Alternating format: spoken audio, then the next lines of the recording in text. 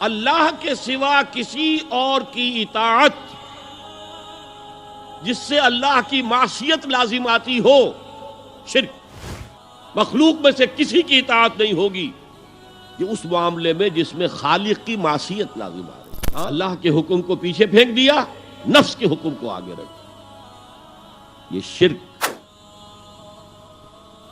مولانا روم نے خوب کہا تھا، نفس ماں ہم کم ترس فرعون نیست. لیکن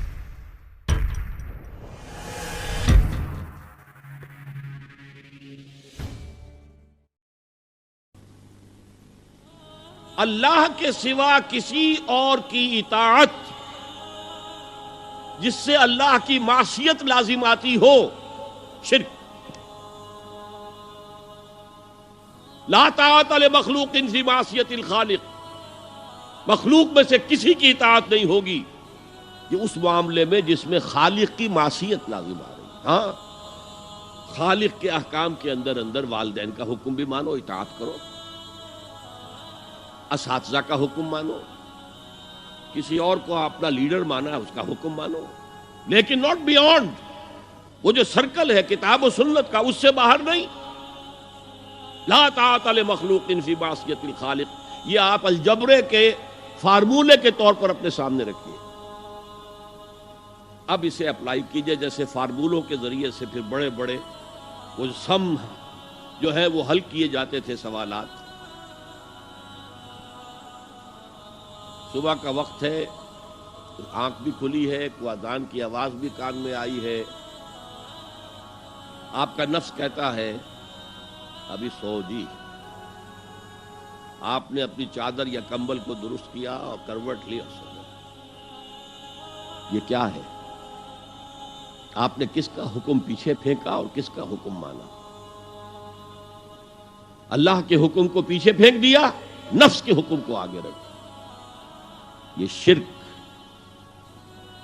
اس شرک کو جاننے والے بہت کم ہیں. مولانا روم نے خوب کہا تھا، نفس ماں ہم کم ترس فرعون نیست لیکن ایراعون نیست. میرا نفس بھی فرعون سے کم نہیں ہے. فرعون نے کہا تھا نا الیس لی ملک مصر وہذہ الانہار تجری من تحتی، کیا اس ملک کے مصر کی حکومت میری نہیں ہے؟ اور سارا جو یہ آپ پاشی کا نظام ہے، انہار کا نظام ہے، وہ میرے کنٹرول میں نہیں ہے؟ جس کا چاہوں موگا کھلا رکھوں، جس کا چاہوں بند کر دوں. یہ تھا خدائی کا دعویٰ، انا ربکم الاعلی. تو مولانا روم کہتے ہیں میرا نفس بھی اس سے کمتر نہیں ہے. وہ کہتا یہ جسم میرا ہے، اس پر میرا حکم چلے گا. میں نہیں جانتا کون اللہ کون رسول، کیا حرام کیا حلال. تو فرعون سے کم تو نہیں ہے میرا نفس. لیکن ایراعون اس کی بہت مدد تھی، فوج تھی، لاؤ لشکر تھا، تو اس نے زبان سے بھی کہہ دیا کھل کر انا ربکم الاعلی. میں مسکین ہوں، غریب ہوں، میرے پاس کوئی طاقت نہیں ہے، میں زبان سے تو کچھ نہیں کہہ سکتا، اندر سے میرا نفس یہی کہتا. یہ نفس کی حکومت قرآن کہتا ہے.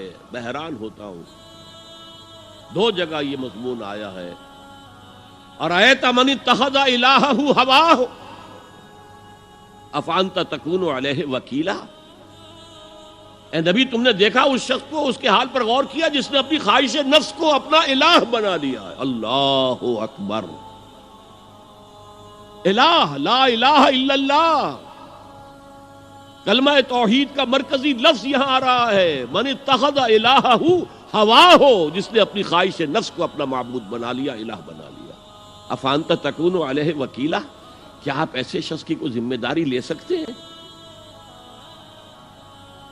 سود حرام ہوا کرے جی، حرام ورام،